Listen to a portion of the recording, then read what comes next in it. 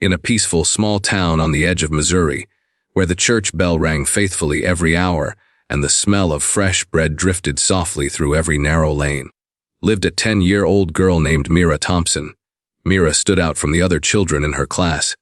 She was noticeably rounder and heavier than most, with soft, chubby cheeks and warm brown eyes that peeked shyly from behind thick glasses. At an age when kids can be thoughtless and sometimes cruel, Mira found herself the target of hurtful nicknames: Cotton Candy, Bear, Leg Donut.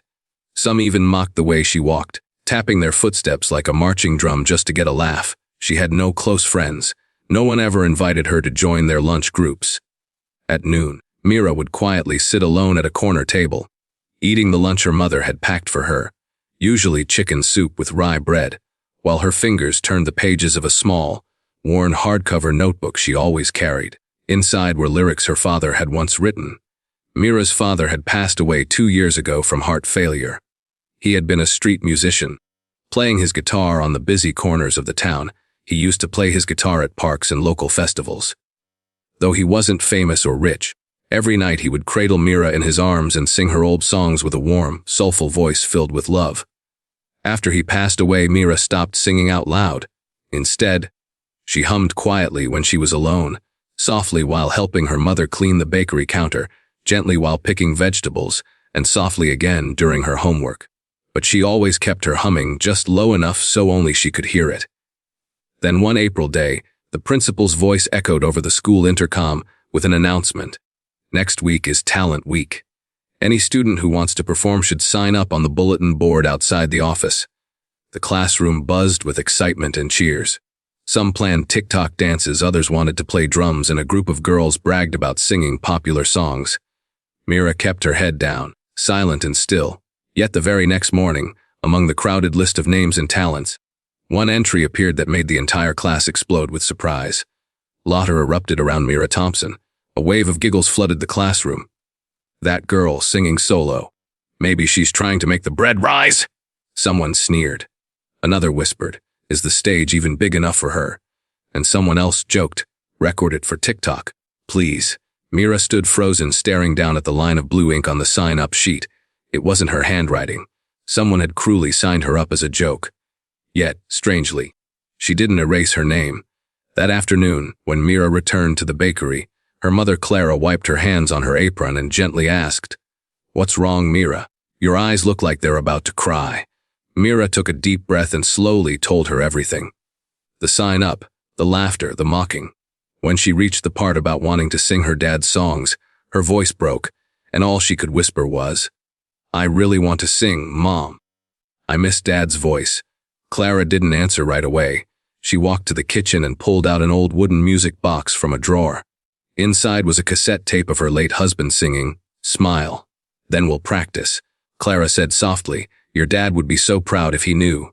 That night, Mira stood in front of the small mirror in her bedroom, holding a spoon like a microphone ready to sing. Mira sang softly, her voice gentle and pure. Her mother sat quietly in the doorway. No corrections, no judgment, just listening. In that small room behind the bakery, all the sorrow, shame, and loneliness seemed to dissolve into the melody. Because when Mira sang, it was no longer the voice of an overweight child who was bullied. It was the voice of someone who had loved deeply, lost painfully, and was desperate to be heard, just once, with everything she had. The dress rehearsal for the talent show arrived sooner than Mira expected. She brought along an old cassette player, the only thing left that held her father's voice, and a small, worn slip of paper with the handwritten lyrics to Smile. The music teacher, Mrs. Reynolds, a thin woman with silver hair, looked at Mira quietly for a long moment before gently asking, "Do you have a backing track?" Mira shook her head. "No, ma'am. I'll sing a cappella," she replied, clutching the lyric notebook like a precious talisman. A brief silence filled the room.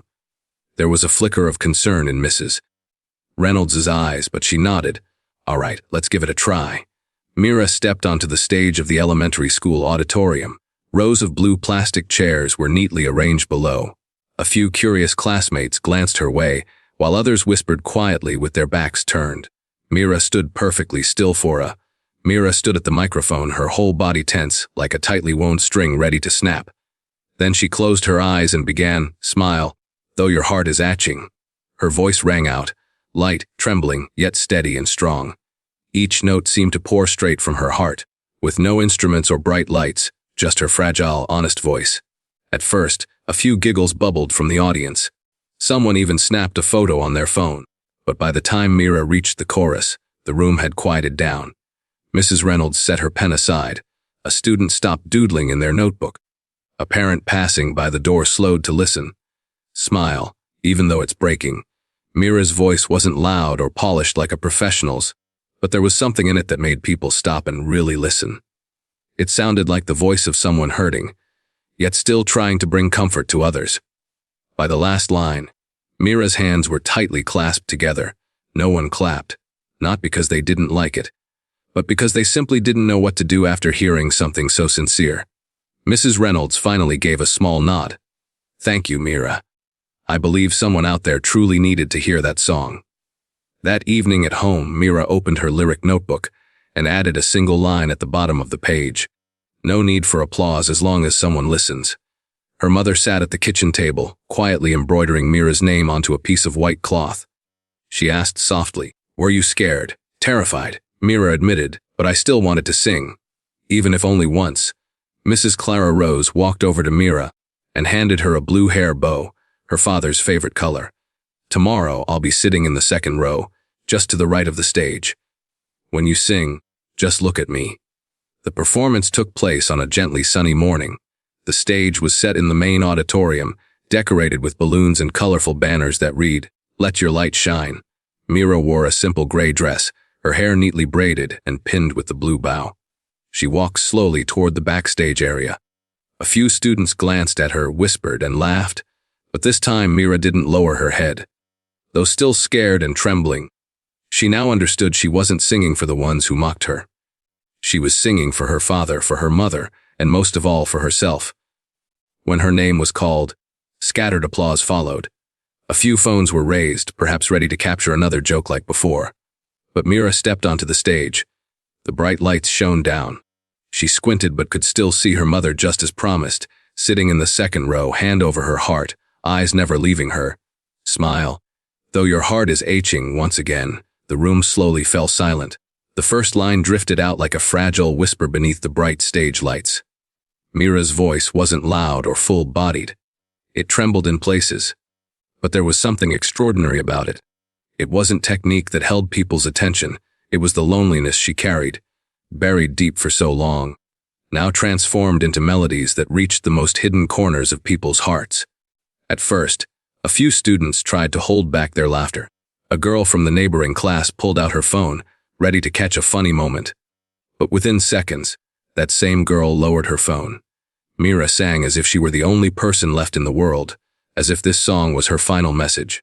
It was the voice of a child mocked for her body, but there was no blame or anger, only a deep, aching longing to be truly seen, not for how she looked, but for who she was inside.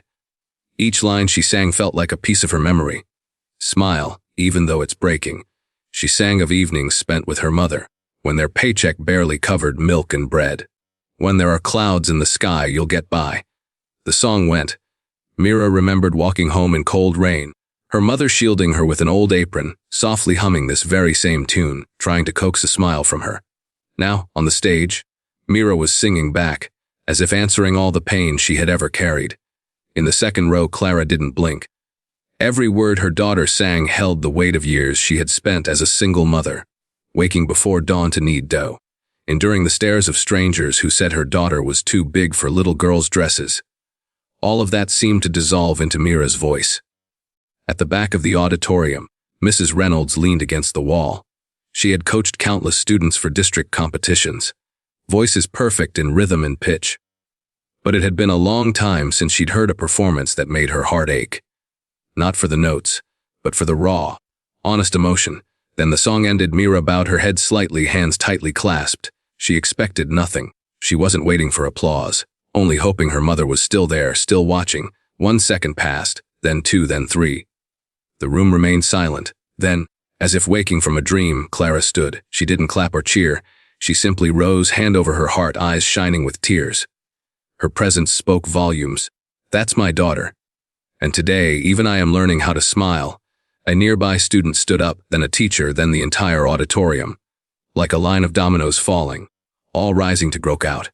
At first hesitant, then growing stronger, fuller, and warmer, a standing ovation, not for perfect technique, but for courage, for honesty, and for a 10-year-old girl who dared to stand tall when the whole world was waiting to see her fall. As Mira stepped off the stage, Clara pulled her into a tight embrace. She said nothing, just gently wiped the sweat from her daughter's brow with an old handkerchief embroidered with the words, "Mira Mom's Little Light." Nearby, in a corner by the stage, a woman in a white blazer with a name badge reading Sarah Kim. Young Musicians Academy pulled out her phone and typed a few notes. She had come to watch her niece's dance performance, but now found herself drawn to stay for something else entirely. 3 days after the performance, Mira sat behind the counter of her mother's small bakery. Like any other day, she folded paper boxes, preparing for early morning deliveries. No one in her class mentioned her performance, except for one boy who quietly slipped a handwritten note into her desk. "You sang beautifully. I didn't dare say it out loud, but I heard every word." Mira didn't write back, but she carefully tucked the note into her lyric notebook. Not because she wanted to make friends, but because she knew someone had truly listened that night. Just as the bakery was closing, the soft jingle of the front bell rang. Clara walked over to open the door and was slightly surprised to see a tall woman, dressed simply but neatly, smiling at the entrance. "Hello, I'm Sarah Kim. I work with the Springfield Youth Music Academy. I was at the performance last Friday." She paused, glancing at Mira, who stood behind the counter, still holding a pastry tong. "I'm not sure how to say this, but your voice made it impossible for me to leave." The room fell quiet. Mira hesitated, half wanting to hide in the kitchen, half wanting to hear more. Sarah gently pulled a folded brochure from her bag. "Summer program for young musical talents. Full scholarship. Every year, we select 4 students from small communities. Not based on grades or fame, but on the potential and emotion they bring to music." "Has Mira ever had any vocal training?" "She's never studied anything formally," Clara replied softly. "She only sang with her father." Sarah nodded, offering a warm smile. "Then perhaps now is the time for her to sing for herself." A week later, Mira and her mother boarded the earliest Greyhound bus to Springfield, the biggest city Mira had ever seen.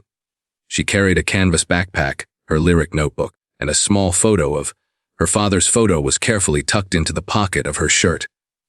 The academy campus lay nestled within a lush green park, complete with a small shimmering lake and stone busts of classical composers standing like silent guardians. Mira stood still, eyes wide with awe. It wasn't glamorous or flashy like in the movies, but for a girl raised behind the bakery counter, it felt like stepping into another world entirely.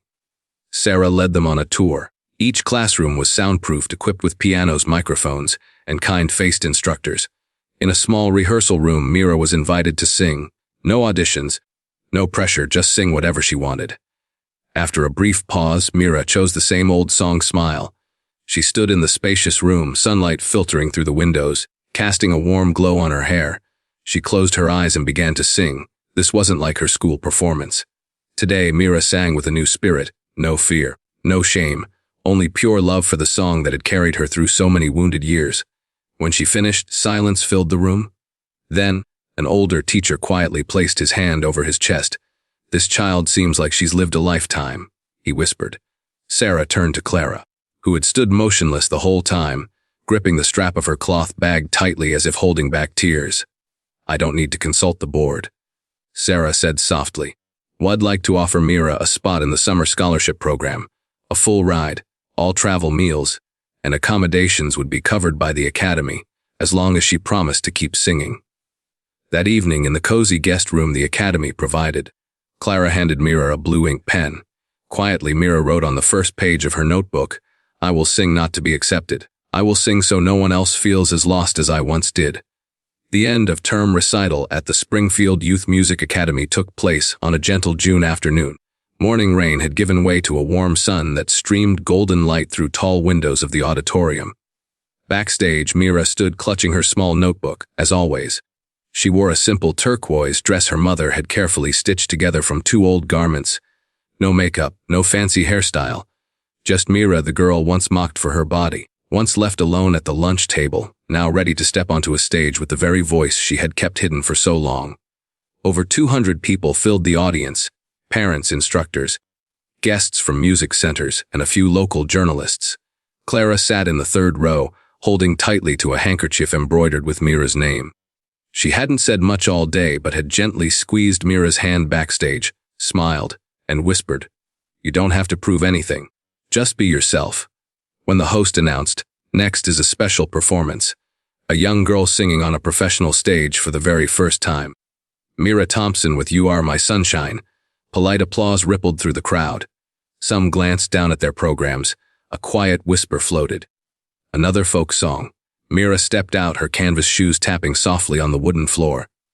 The spotlight blinded her, obscuring the faces in the crowd, but deep down she knew. Somewhere in the audience, Mira's mother watched quietly, and that was all the support Mira needed. No backing tracks, no fancy microphones, just a simple old microphone and a courageous little heart. She began to sing, "You are my sunshine, my only sunshine." Her voice was soft, not powerful, but it carried a deep, heartfelt meaning. It wasn't flashy or perfect, but it touched everyone's hearts. Every word she sang wasn't just a lyric, it was a piece of her story. Dark nights when the power went out and she and her mother stayed close in the dark. Times when she faced cruelty and found comfort in the pages of her notebook. Afternoons spent by the bakery oven softly humming as she worked. Now, all those memories had turned into a gentle song, light as a breeze, warm like the summer sun. When she finished the last line, "Please don't take my sunshine away," the room fell completely silent. 1 second passed and then then soft applause began, gentle and true. Not hurried, not loud, but steady and full of feeling, as if the audience had just remembered something precious they'd forgotten. An old man sitting in the front row, maybe a musician or a grandfather, wiped tears from his eyes with a handkerchief. Nearby, a music teacher whispered to a companion, "I never expected that little girl." No one expected the little girl to move them so deeply. Then the applause slowly spread across the auditorium. At first, no one stood up. They didn't want to break the fragile silence that had just settled over the room. But in every pair of eyes, Mira had touched something profound, the place where childhood songs are kept, the memories that live quietly inside us. After the performance, Mira went backstage. Clara was waiting for her. She didn't rush to hug her or cry. She gently placed her hand on Mira's cheek and said, "Today, you are no longer the girl they teased. Today, you are Mira, the one who made the world listen." 2 weeks later, they received a letter. Mira had been accepted into the Academy's formal training program with a full 4-year scholarship that included housing support for her family. Clara folded the letter quietly, unsure how to celebrate. She only whispered, "My daughter, you are the sunshine I never dared to dream of." Later, during a local television interview, when asked, "How did your voice change your life?" Mira, now a young woman with long hair and eyes as clear as ever, simply smiled and said, "I don't think my voice changed my life. It was having the courage to use it. Even when people might laugh, that's what helped me move forward." And so the story of Mira Thompson closes, from being mocked behind a bakery counter to standing tall and moving an entire auditorium with her voice. If your heart skipped a beat during this journey, we invite you to share your thoughts in the comments below. Don't forget to like and subscribe to our channel. Let's keep sharing these small but powerful stories in a fast-moving world. See you in the next story, where hope always finds a way to rise.